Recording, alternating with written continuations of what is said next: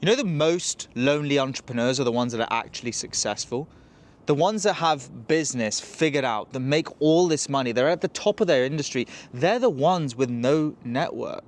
They're the ones that actually look around and they're like, what? Where's my, like, where are the people that I was building with? Like, where's this network that I thought would be waiting for me at the top? But it's not there. And it's sad to see because there are so many people that just build. They're focused, they're hustling, they're working hard, they're grinding, which is needed for a point. And then at the top, they're like, okay, fuck it. When I'm finally at the top of my industry, I'm going to be like so well respected, so well known, and everyone's going to know me and everyone's going to look up to me and whatever. But then you get to the top of your industry and you look around and you're like, what? Like, I can't find cool people. Everyone is like either a loser and like I view them below me, or they're just like high ego. I can't find, like, they're kind of arrogant, they're kind of assholes, they're kind of up their own arse, and I can't actually connect with anyone, which just leaves me, or might leave you, feeling like you're alone, even though you're really successful on paper and it sucks. And what I've realized is that really what you need to do is you need to understand that your environment does not automatically level up with your level of success. Just like any other area of your business, it must be something that you consciously decide to develop and consciously decide to improve and level up. And I say this because, look, I'm literally in Prague right now. I'm actually filming this on a rooftop, no joke. And I actually have like a legit network here of people that are very, very well plugged in the city, people that make a lot of money. And I'm not saying that to flex, but I'm saying it because that's something that I've architected, which means that, I mean, right before here, last week, I was in Budapest. And I was in Budapest again with like very successful entrepreneurs that make millions a month. That's like the top percentile. And yet those people also have the same struggle that I'm talking about, which is they really struggle to just find people that they can connect with and find people that actually can keep pushing them to that level. Now, why is that? It's because for those people to get to that point, if you're watching this right now, for you to have gotten to where you are exceptional. And by proxy of you being exceptional, there are like not many other people that are also exceptional, which makes you an outlier. And outliers finding other outliers is a bit harder. Now, you can do the classic thing, which is, oh, I'm just going to buy membership for all of these different communities and, you know, whatever, try and just like network my way that way. But the problem is that it's not actually your true network. It's something that's rented. And a problem that I often see is that maybe you pay for the access, but you don't actually convert that access. You don't actually build the real relationships, and it doesn't actually amount to anything. Now, why is that? Why are you maybe struggling with that?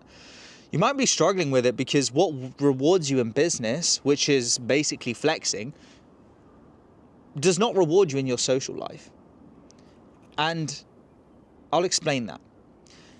If I'm here, let's say I make $1 million a month, and I want to connect with entrepreneurs that are doing better than me, well, what you've been programmed to do is flex your status because everyone buys from someone that they respect, from someone that has something that they don't have. And so you've probably been coming from the paradigm of, oh, I'm going to like show things that other people don't have. And when you're selling, you're just always coming from this paradigm of you're above everyone else. Now, the weird thing is that whilst it works so well in terms of you flexing that material success and this other types of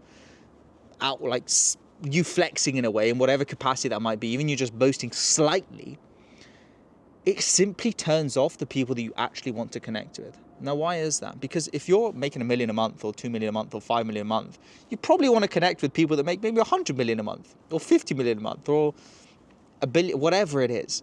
And those people look at you with your $1 million a month and just think you're poor. They look at you with your 5 million a month and you're like, who the fuck is this guy? I don't give a shit about this guy. Like, why is he trying to flex me? It turns them off. Just like when you host your mastermind, or just like when you host your events, or just like when you're on a sales call, if there's someone and they make like 5K a month, you're just like, brokey. I don't want to be friends with that person, right? But ironically, you end up doing it in the same way to these people that you actually would gain a lot from connecting with them, which in turn makes you more lonely than ever. Because you're sat there and you're kind of at the top of your ivory tower and you see these other people with the other ivory towers, right? Like, look at these ivory towers here. And you see these ivory towers and you're just like, wow, like, I just kind of feel alone. This is a bit shit. And so you just end up becoming reclusive. You end up just retreating into yourself, and you don't have real relationships, and you don't actually have people that care about you. Sure, you have clients.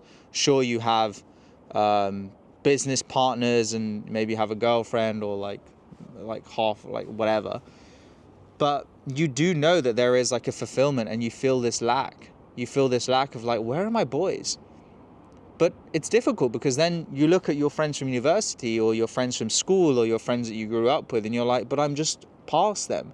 Where are my boys? Where's my crew? Where's my network of people that I can actually have a lot of fun with, and I can actually really enjoy my time with, but they're actually fucking crushing it? Because I want to hang out with people that care about me, love me, and also are fun, that like the same shit that I like, that want to talk about business, that want to push each other, that add a little fire up our ass, because we do not fall to our standards. Because we do not raise to our goals, we fall to our standards, and your standards are also dependent on your environmental exposure.